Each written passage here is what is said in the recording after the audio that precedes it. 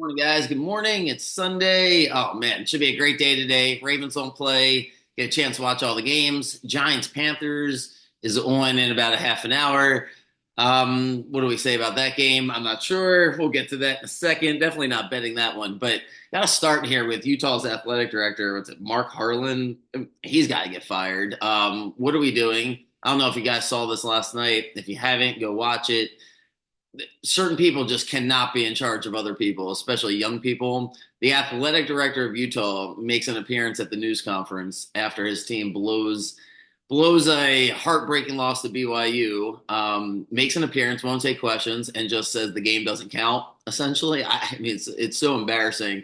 I don't even feel like reading the quote because I'll spend about another minute on it and get out of here. But yeah, he is complaining because there was a defensive holding call that was actually called that like really was defensive holding that allowed BYU to continue their drive, which still had them on the 19-yard line, and they proceeded to go 40, 50 yards down the field to get the game-winning field goal. He said the game's in question, the officiating crew, he questioned their professionalism. Whoever's running Utah University has got to get rid of that guy. It's probably a horrible person. No person. I always think that the worst people in the world are the ones that act crazy at youth sports. After my now 10 plus years of being involved with youth sports, as soon as I see a parent, family member act like a lunatic, I automatically think they must be the worst people in the world. What is going on here? I just, what are we doing? What are we doing? It's embarrassing. It's embarrassing. It was a wild game. Wild game. BYU comes back and wins, but yeah, they get sacked at the end of the game. Right, it's fourth down, so BYU gets sacked. Game's going to be over, and they call it defensive holding. Literally happens in every single game. It's going to happen today 50 times. We're all going to get pissed, and 95% of the time, it's the right call. And to get that angry, and to even if it wasn't the right call, to display your behavior like that is terrible, terrible. But I don't know if he was worse than what Brian Kelly did last night. Besides getting his ass handed to him, they're losing. Man, I wish the game would have just been 42-6. It looks better, but they sneak a touchdown at the end. 42-6 is my score. And then Brian Kelly, after the game, basically blames his players, which is just typical Brian Kelly. And then it gets the softball question at the end of the press conference. I have this guilty pleasure of watching press conferences for coaches I hate. So Brian Kelly, after they lose, I'll watch the whole 16 minutes. And he goes, at the end, they get the softball question. Sounds like a kid reporter, like probably from the university. And he goes, what'd you think of the fans throwing stuff on the field as you acted like a maniac, basically arguing a face mask call that was a face mask? He didn't say all that. I added that. But the question allowed him to say, we don't throw things on the field, right? That would be a nice thing to say as the LSU morons are throwing, God knows what they're throwing on the field. And Brian Kelly's response is like, no, I'd be mad too. Like, I'd be mad at the way everybody's playing. Just embarrassing. He should go. He should go for football reasons. Notre Dame is way better without him. So, yeah, anyway, that was my recap for college football last night. How do we make money today? I would really like to make money today. That's at the top of my mind. So, just had to get that out. Anyway, so, all right, here we go. Giants, Panthers, 6.5, 40.5. My instincts would say that's way too many points, but I'm not betting the Panthers. If you want to do it, have at it. Good luck if you are. Let's go to more entertaining games. Bills, Colts. Oh, the Colts will win today. I won't bet them and they'll win. That's what I'm kind of praying into existence here because they were awful last Sunday against Minnesota. Really disappointed in Flacco. It was almost like they were just dead after that first drive. Went down the field pretty great, actually. Then they fumbled the ball, and then the offense was dead. They got a defensive touchdown. Now they're home against Buffalo. I'm not betting against Buffalo. It just feels like the Colts will probably win this game, though. But it's 4-point spread. Bills are rolling right now. Not a must win for Indianapolis, but we're getting there. We're getting to that point in the season. It's week 10. We got 7, 8 games left, depending on your team. Colts got to win. They got to win. It feels like a game that if they're going to make the playoffs, they got to win. So I hope they win. I'm going to stay away from it.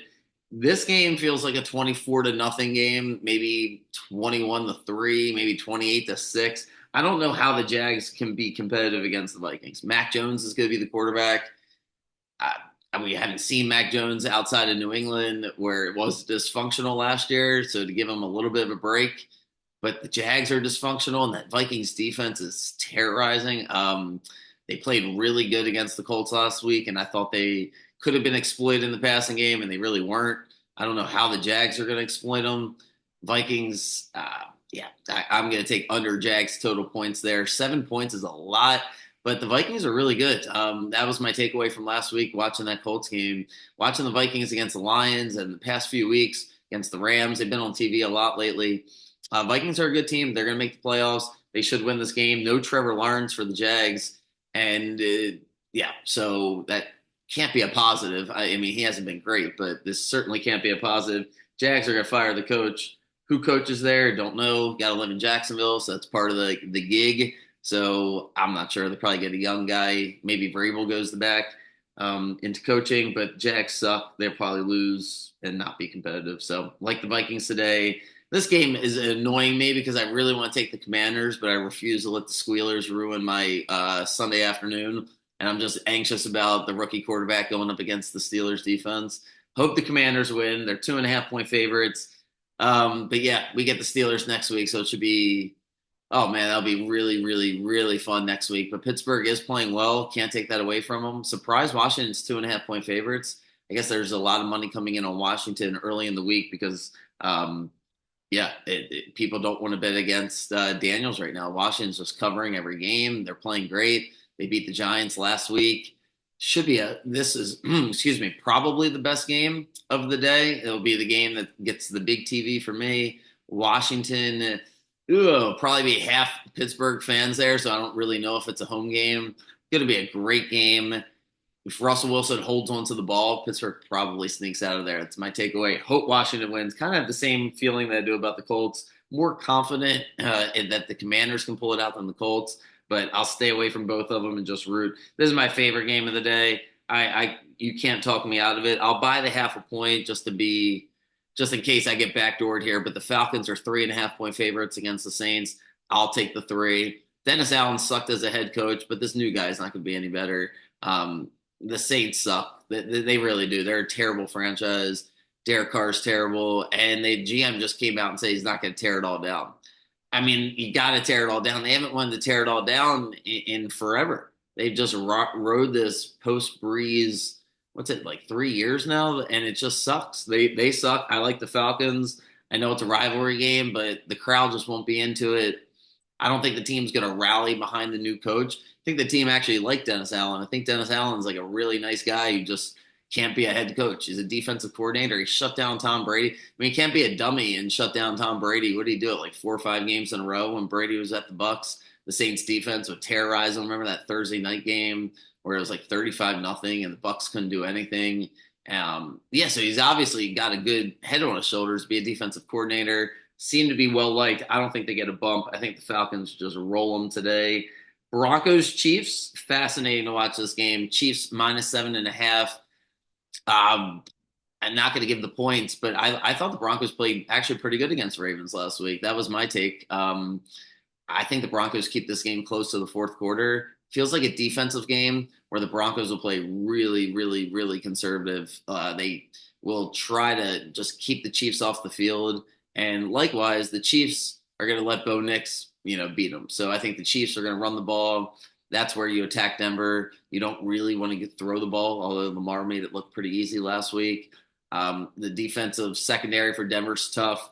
They do match up pretty well. What's the total? 42? Man, that's a low number. I can't believe these Chiefs totals are 42. Just have to get used to it. I kind of do like the under, though. Feels like I won't bet the under because I'm not sitting there and watching Mahomes score touchdowns and then being like, why to bet the under? But maybe the under on the Broncos total points. Not going to give the 7.5. Wouldn't be surprised if it's a 2017, 2016, 2013 type of game, but not going to actually bet Chiefs under. Just there's certain principles. That's how I go through this process where it's just not worth it. There's other people that just bet every game. If you want me to bet every game or if you want me to have an opinion, if you want to have an opinion, we can all do that. I think the logic and what I try to influence people to do with sports betting and why I share my thoughts is you really shouldn't bet that many games unless you like how many games can you absolutely love And if you rank them, you kind of go through, you're like, I like this, I like this. If you're going to bet significant money on the games, lock into one, maybe two. I would always say three at the most on a Sunday or a Saturday because how many games can you absolutely love, right? Like a lot of these games are 50-50. So even when I have 6 or 7 bets out there, that's it, those are just smaller bets. It just is what it is. If I have a game I really like the Falcons today, that'll be separate from the rest of them. That one stands out. Doesn't stand out as like a go to the casino game because it's a road rivalry game and it's still the Falcons and Kirk Cousins, but I do like the Falcons today. So that game is my favorite. Next game on the board is Niners Bucks. I want to take the Bucks up really badly here. All signs point towards the Niners being healthy again. Now they're, everybody's rolling. They're coming off a bye, this, that, and the third. But I like the way the Bucks are playing. 6.5. I'll probably bump it up to 7 there and take Tampa. It'll be close. Tampa played Chiefs. Just a heartbreaking loss last week, but there's a lot of good things Tampa's doing. And McCaffrey's back, but I'm not sure that the Niners, will be clicking. I think it'll still take a few weeks. They'll make the playoffs. It's looking that way, but it's not a guarantee. And I wouldn't be surprised if Tampa gets them. I really think Tampa's a good team. I would buy stock in Tampa. I'd buy them to make the playoffs. Tampa's still my team. I think they keep it close, even if they don't win the day. I have a feeling they get hot at the end of the year and still sneak into the playoffs. So Tampa Niners, they're getting 6.5. Total there's 50.5. Big number for the Niners, but defense just hasn't been great for Tampa and hasn't been great for the Niners. I like Tampa there the more I think about it. Patriots Bears, boy, tough game to watch. Interesting though from the rookie quarterback standpoint. Drake May's good. That Drake May's actually really good, but he goes at Chicago against a really good Bears defense. But the Bears are just reeling right now. They got spanked by the Cardinals last week. That was the best game that I had. Tough to give 6 points here with the Bears, but at the same time, feels like the under is a good play. But I don't know what the vibes are in Chicago. There's a lot of bad vibes there with the Bears, like the coaching staff, not protecting Caleb Williams. But don't want to take the Patriots. It's 38.5. Too low for an under. It's going to be a stay away from me because it's just two rookie quarterbacks. Bet you it's an entertaining game with a lot of fluky random plays. Feels like a bad fantasy game because you have no idea what the hell's about to happen. Wouldn't be surprised if we got some random turnover. I shouldn't say random, but like big plays, big turnovers, fumbles, lots of volatility in this game. That's what I'm looking for. 4 o'clock games. The Titans are going to win this game. I swear they're going to win this game because nothing makes sense in football as soon as you figure it out. And I bet you the Titans win this game. Will Levis is back, and he's going to play well. I'm taking the Titans plus the 8, and I have a weird feeling they're going to win this game. The Chargers they should win. They should dominate, but they tend to play these games where they want to just run. And the Titans defense is pretty good. I think the Titans, they won a game last week. They're going to feel good about themselves going to California. I bet you it's a close game. I don't have a ton of faith in Will Levis to win it. As far as, actually betting the money line Titans, but I bet you the 8 points is just too many. I like the Titans. I'd be very careful about putting the Chargers in the tees. This is the game that every single tease will have the Chargers in it. It's like, all right, I'll just have the Chargers at 2, or I'll do the plus 10 teaser and get 2 points with the chart. I'm telling you, Titans, it'll be a tricky game, good environment. I like the Titans today a lot. Eagles, Cowboys, really want the Cowboys to win. Cowboys are in the same category as the Colts and the Colts and the whatchamacallit, and the Bucks and the Commanders, and specifically where I really want them to win. But I'm not going to bet on it because I'm sick of betting against the Eagles right this second. So I have all my futures against the Eagles. Be nice if the Cowboys won. They have Cooper Rush, which I wouldn't be surprised if actually it helps them. It feels like it'll be a 4-quarter game, but Saquon Barkley is the best running back, not Derrick Henry. It's just crazy how football has really played out this year, where we got the old school proven running backs, really disciplined, offensive line, and that's what's winning with the Eagles and the Ravens. And it really works with the Chiefs also. The Chiefs are always ahead of the downs. It's working with the Lions. If you look at the 4 best teams in football right now, they're just running the football. I mean, I put the Eagles in that category. As much as I don't like them, as much as the coach annoys me, their offense with Barkley is really, really hard to stop, really hard. So I don't know how the Cowboys stop it, except Sirianni could stop it for him. So that's what I'm hoping for. Basically, what he did against Tampa, where he came out and was like, "I should just throw the ball because the Bucks are up 7-0." So that's why I won that game. But outside of that, I've really been wrong on the Eagles so far this year. We'll see if they start to screw it up. Cowboys +7, 43.5. Feels like a tight game, but who knows with the Cowboys right this second. I want to take the Cardinals. I really do. They're playing the Jets, but I don't know. I like the Cardinals last week, and so I won with the Cardinals, but their defense played great against an offense that was completely dysfunctional and not on time. As much as Rodgers has his issues right now, everything's on time with the Jets. Like he's going to do the quick passing game. I think Brees Hall has a big game for the Jets. Feels like a high scoring game. So I'm going to pivot to the over. It's 46. I'm not sold on the Jets defense, but I'm also not sold on the Cardinals defense. I thought it was a good matchup for them last week. This game feels like both teams are in the mid 20s, could go even to the 30s. I think the Jets are starting to get going here on offense. I felt like the way Rodgers ended the game against the Texans really annoyed me because I had the Texans, but it was important, I think, for the confidence. And the Cardinals defense just not great. It's middle of the pack, took advantage of the Bears. So I like the over in that game. Sunday night game should be fantastic. Texans are beat up. They're home against the Lions. You can't bet against the Lions right now, but I'm not betting against Stroud. I got burned on Stroud on Thursday. He wasn't good. He just wasn't. He hasn't been great this year. But the offensive line's not good. But that's not, they go hand in hand. Tunzel gets a million penalties. The left guard, it's an issue. But Nico Collins might be back. If he's back, it does change the dynamic. Joe Mixon is really, again, another. I guess they're the three best running backs, like Mixon, Barkley, and Henry. Mixon's been great. If you haven't seen him play, he looks skinnier. He looks powerful. 3.5 seems too many for the Lions. Feels like comes down right to the end of the game.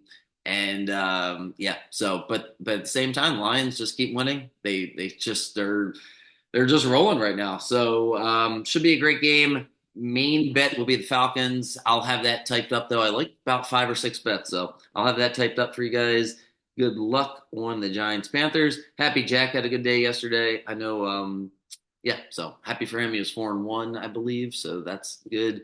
And yeah, Clayton continues to win. The one receiver, it'll be interesting. Some sports books might return the money. I think he barely played. Like he might have gone onto the field. I had to double check that, but there was people asking. One of the receivers that Clayton had as his prop bet ended up like not playing more than a play, or if he played a play.